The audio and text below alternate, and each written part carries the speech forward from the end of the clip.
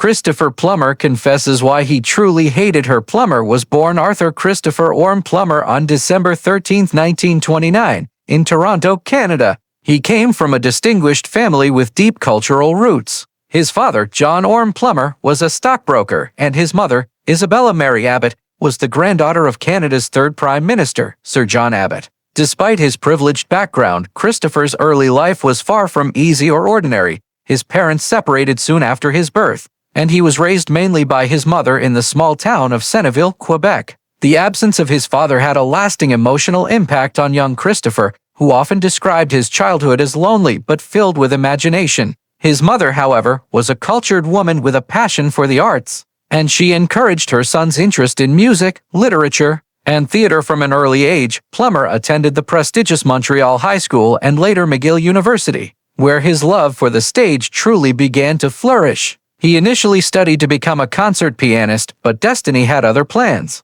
He soon realized that his real passion lay in acting. Inspired by the works of Shakespeare and classical drama, Plummer immersed himself in the world of performance. Determined to master the art of storytelling through words and expression, his early influences included legendary actors such as Laurence Olivier and John Gielgud, whose commanding stage presence left a strong impression on him. Plummer began performing in local theater productions and quickly gained attention for his deep voice, sharp intellect, and natural charisma. His early performances in Canadian repertory theater earned him praise and recognition, setting the stage for what would become a remarkable international career. However, the road to fame was not smooth. In his early 20s, Plummer faced numerous rejections and financial hardships. Acting was not a stable career in Canada at the time, and many people considered it an uncertain path. But Christopher remained undeterred. He joined the Montreal Repertory Theatre, where he honed his craft and built a strong reputation as one of the country's most promising young actors. By the early 1950s,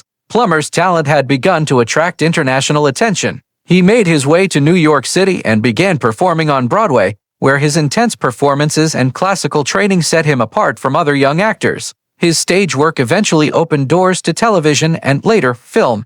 Despite his growing success, Plummer always maintained that the foundation of his career was built during those early years in Montreal. The discipline, patience, and resilience he learned from his struggles shaped him into the artist he would become.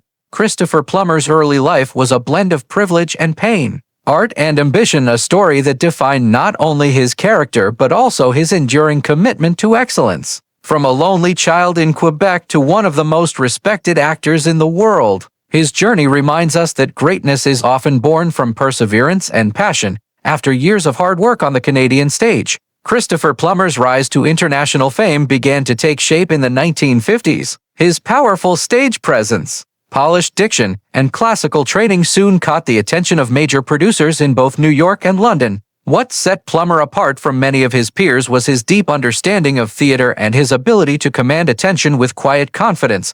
His first major breakthrough came on Broadway, where he delivered a series of strong performances that earned him respect among critics and fellow actors alike. Roles in plays such as The Star-Crossed Story and The Dark Is Light Enough showed that he could handle both emotional depth and intellectual complexity. By the late 1950s, he had become one of the most sought-after young actors on the stage, known for his elegant style and magnetic personality, but it was his transition to film that would truly change his life. In 1958, Plummer made his big screen debut in Stage Struck. While the film didn't make him an overnight sensation, it marked the beginning of his long and impressive journey in cinema. His breakthrough role came in 1965 when he starred as Captain Georg von Trapp in The Sound of Music, though he was initially reluctant to take the role, fearing it might limit his image as a serious actor. The film became one of the most beloved musicals in history. The massive success of The Sound of Music made Plummer a household name around the world.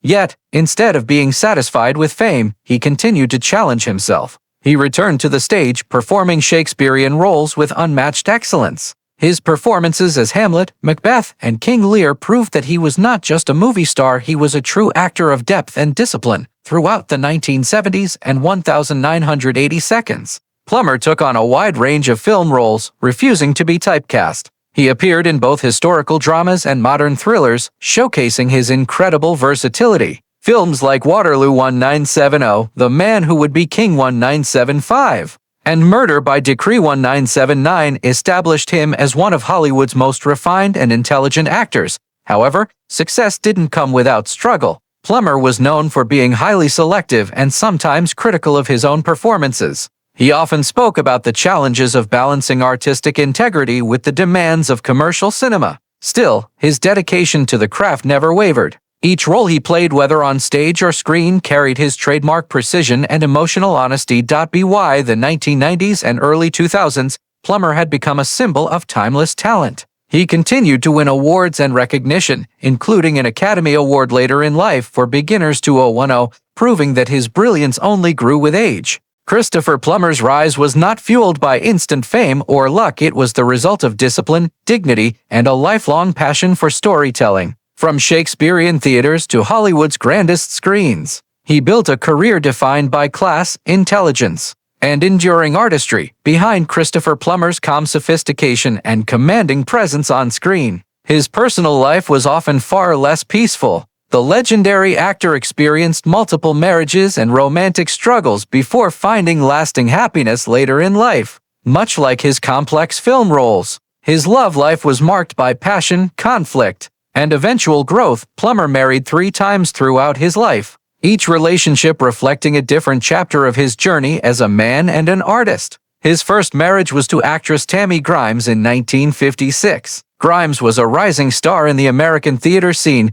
known for her bold personality and lively charm. Their relationship began with strong chemistry but quickly turned stormy. Both were ambitious, young, and deeply involved in their careers, which often kept them apart. Despite their differences, they shared one beautiful bond: their daughter, Amanda Plummer, born in 1957. Amanda would later follow in her father's footsteps, becoming an acclaimed actress known for her roles in The Fisher King and Pulp Fiction. Unfortunately, Christopher and Tammy's marriage was short-lived. Their conflicting personalities and busy schedules led to growing tension, and they divorced in 1960. Though their union ended, Plummer always expressed great admiration for Tammy's talent and acknowledged that their young love had been filled with both excitement and chaos. After the end of his first marriage, Plummer devoted much of his energy to acting, focusing on his craft and traveling extensively for theater and film work. However, love found him again when he met journalist Patricia Lewis. The two married in 1962, and for a time, Plummer seemed to have found balance between his career and personal life. Patricia was intelligent, grounded, and offered the stability he often lacked. Yet, his relentless pursuit of perfection both in life and art continued to create strain. Their marriage, though filled with affection and mutual respect, also ended in divorce in 1967. Years later, in 1970, Christopher Plummer met Elaine Taylor, a British actress and dancer known for her charm, warmth, and sense of humor. Elaine proved to be the love that grounded him. They married in 1970, and unlike his previous relationships, this one endured for over 5 decades. Elaine stood by him through the highs and lows of his career, becoming not just his partner but his closest friend. Their marriage was marked by mutual understanding, laughter, and a shared appreciation for art and quiet living. Plummer often spoke fondly of Elaine, calling her his greatest achievement. Together, they built a life of peace and balance in their home in Weston, Connecticut. Away from the cameras and chaos, Christopher found contentment in music, gardening, and good wine, a gentler chapter that reflected the wisdom he had gained through years of fame and heartbreak.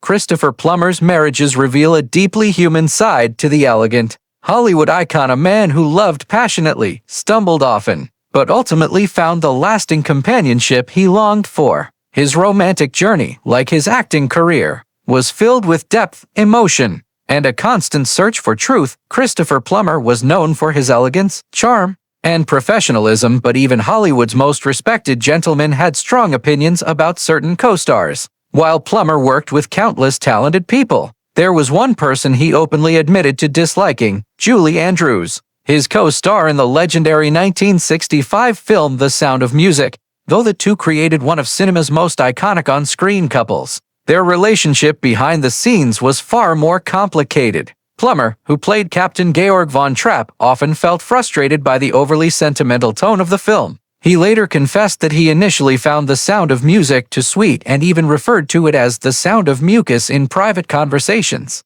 He was a classically trained Shakespearean actor, drawn to deep, complex roles, and he felt that the movie's cheerful optimism clashed with his artistic taste. Julie Andrews, on the other hand, was the perfect embodiment of warmth and grace, both on and off camera. She was beloved by everyone on set, but her overly cheerful and disciplined personality occasionally rubbed Plummer the wrong way. In interviews years later, Plummer admitted that he found her too nice, saying that working with someone so flawless sometimes made it hard to stay in character as the stern, emotionally distant Captain Von Trapp. During filming, Plummer often retreated to himself, preferring late-night drinks and conversations with crew members over socializing with the cast. He saw himself as a serious actor stuck in what he considered a family musical. Despite his irritation, his performance became one of his most celebrated, a role that defined him for decades, whether he liked it or not. Over time, however, Plummer's feelings toward Julie Andrews softened.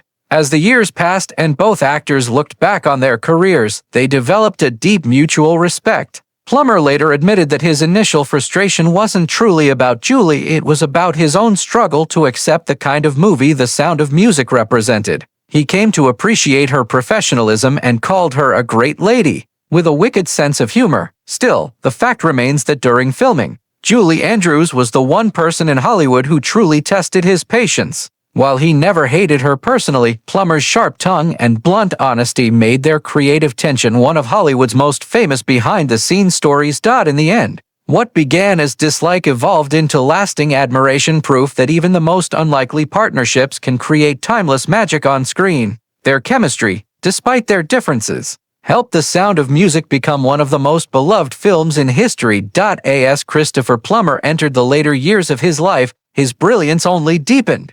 Unlike many actors who fade with age, Plummer grew stronger, wiser, and even more captivating on screen. His final decades became a remarkable period of revival, proof that true artistry never expires. After decades of stage and screen mastery, Plummer began embracing new and daring roles in the 2000s and 2010s. While most actors his age slowed down, he continued to challenge himself with complex, emotional characters. His performance in The Insider 1999 brought him renewed critical acclaim, and his portrayal of Leo Tolstoy in The Last Station 2009 earned him an Academy Award nomination. Then came one of the crowning moments of his career in 2012. At the age of 82, Christopher Plummer won his first Oscar for Beginners, where he played an elderly man coming out as gay late in life. His acceptance speech was humble yet filled with wit, a perfect reflection of the man he was. With charm and grace, he said, "You're only 2 years older than me, darling.